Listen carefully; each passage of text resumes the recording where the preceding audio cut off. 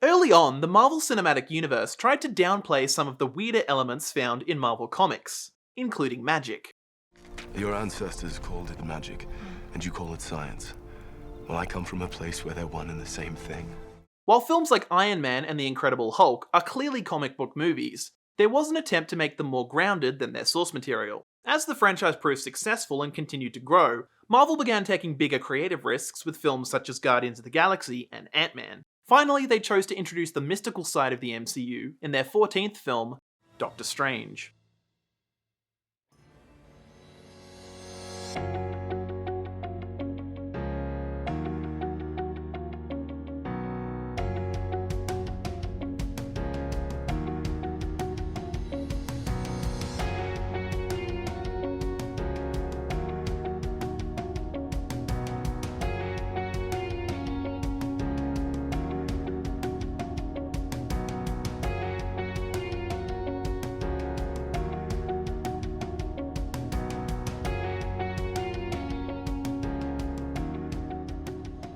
Even this film tries to ease viewers into the idea of magic.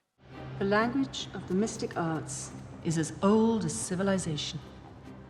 The sorcerers of antiquity called the use of this language spells. But if that word offends your modern sensibilities, you can call it a program. Stephen Strange had of course been mentioned in Captain America: The Winter Soldier. You, a TV anchor in Cairo, the Undersecretary of Defense, a high school valedictorian in Iowa City, Bruce Banner, Stephen Strange, anyone who's a threat to Hydra. Now, or in the future. However, the character's first cinematic shout-out actually predates the MCU itself. What are we gonna call this guy? Dr. Octopus. That's crap. Science Squid? Crap. Doctor Strange. That's pretty good. But it's taken. Before we continue, be warned this video will include spoilers.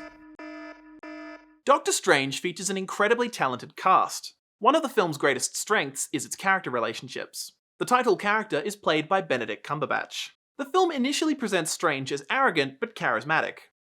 Another speaking engagement?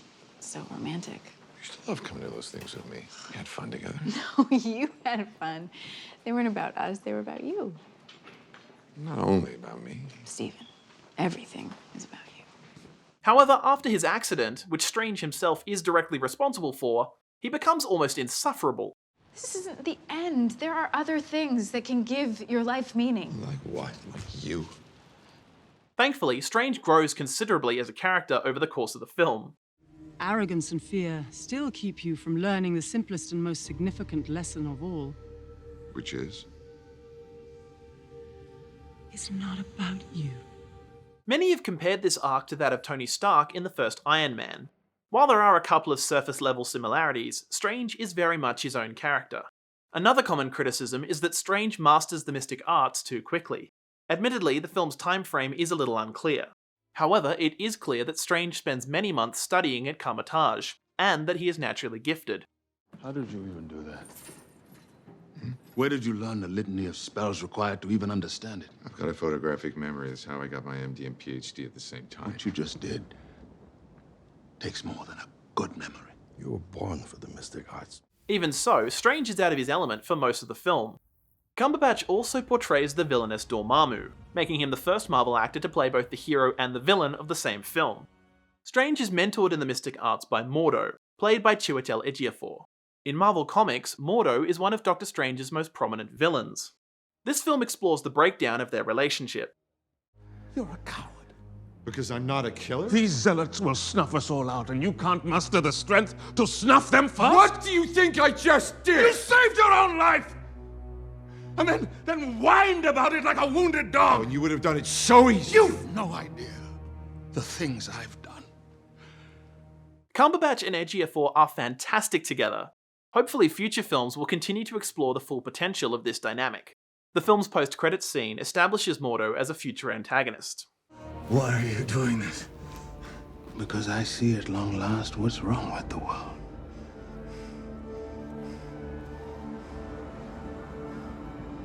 Too many sorcerers. Dr. Christine Palmer, played by Rachel McAdams, was originally intended to serve as Strange's love interest. However, director Scott Derrickson suggested that their romantic relationship instead be part of their backstory, allowing the film to focus on their enduring friendship. McAdams and Cumberbatch have a very natural chemistry. So you joined a cult? No, I didn't. No, not exactly. No, I mean, they did teach me to tap into powers that I never even knew existed. Yeah, that sounds like a cult. It's not a cult. Well, that's what a cultist would say. Oh, no. Wait, Steven, wait. What do you think you're doing? I'm late for a cult meeting. As one of the only non-magical characters, Christine helps ground the film in the real world. Another of the film's sorcerers is Wong, played, amusingly, by Benedict Wong. And you are? Wow. Wong. Just Wong? Like Adele? The two Benedicts form a fun double act, something future films would continue. Mads Mikkelsen plays the film's human antagonist, Caecilius. His first meeting with Strange is hilariously unconventional. How long have you been at Kamatage, Mr. Doctor. Mr. Doctor? It's strange. Maybe. Who am I to judge? Mikkelsen gives a strong performance. Unfortunately, Caecilius is another somewhat underdeveloped Marvel villain. That said, I love this moment where he unknowingly throws Strange's own words back in his face. People think in terms of good and evil when really time is the true enemy of us all. Time kills everything. What about the people you killed? Tiny, momentary specks within an indifferent universe. You're just another tiny, momentary speck within an indifferent universe. The film proved controversial even before its release, by casting Scottish actress Tilda Swinton as the Ancient One. In Marvel Comics, the character is portrayed as an Asian male, so many saw Swinton's casting as blatant whitewashing. Ironically, it had actually been an attempt to avoid racial stereotyping. Marvel Studios president Kevin Feige has since acknowledged that they should have been able to cast an Asian actor without falling into cliché. Controversy aside, Swinton gives a compelling performance. As Strange himself acknowledges, the character is complicated. Doctor Strange features some truly mind-bending visual effects.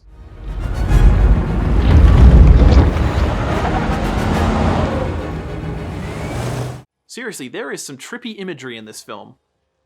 Certain sequences are reminiscent of the physics-defying dreamscapes from Inception, while others appear similar to the quantum realm from Ant-Man. Which is not to say the film was derivative. Despite their prominence, the visual effects never become distracting or overwhelm the story being told. The fight in the astral dimension is highly creative. The film's climax is also quite unexpected.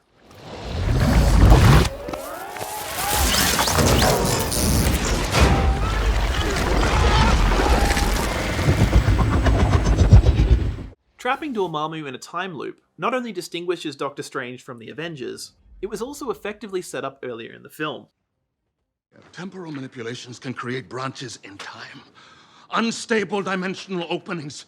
Spatial paradoxes. Time loops! You want to get stuck reliving the same moment over and over forever? One of the things that makes the film so enjoyable is the fact that it leans into its own absurdity. Where are you going? You tell me the truth?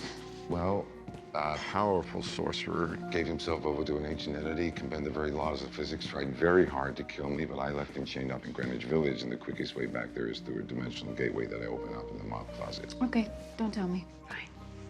This is a funny film. Wong. What do you want, Strange? Books on astral projection. You're not ready for that. Try me, Beyonce. Wong listening to single ladies is one of the most underrated jokes in the MCU.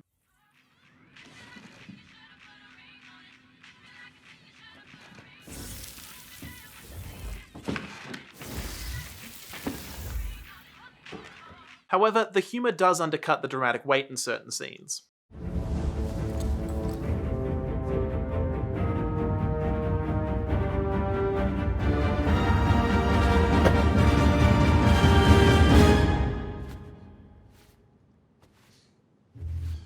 Stop. Doctor Strange was composer Michael Giacchino's first contribution to the MCU. However, it wasn't his first time scoring a superhero film. Giacchino had previously written the soundtracks for both The Incredibles and Sky High. He composed a distinctive theme for Doctor Strange.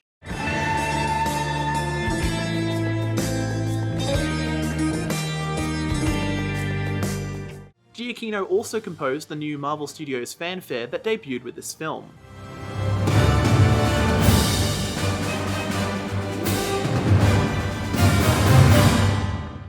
Despite certain similarities, Scott Derrickson confirmed via Reddit that this line, I've got a 35-year-old Air Force colonel, crushed his lower spine in some kind of experimental armor, mid-thoracic burst fracture. Is not a reference to Rhodey's paralysis in Captain America Civil War. The film does introduce the penultimate Infinity Stone, the Time Stone, contained within the Eye of Agamotto. You'll wear the Eye of Agamotto once you've mastered its powers. Until then, best not to walk the streets wearing an Infinity Stone. A what? You might have a gift for the mystic arts, but you still have much to learn. The film's mid-credits scene gives viewers a preview of Doctor Strange's upcoming cameo in Thor Ragnarok. We're looking for my father.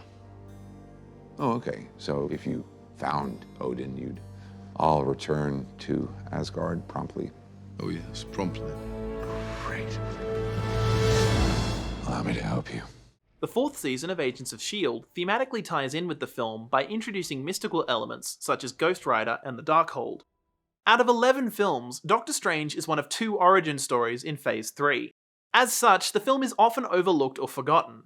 Personally, I consider it to be underrated. The film opens up exciting possibilities for the future of the MCU.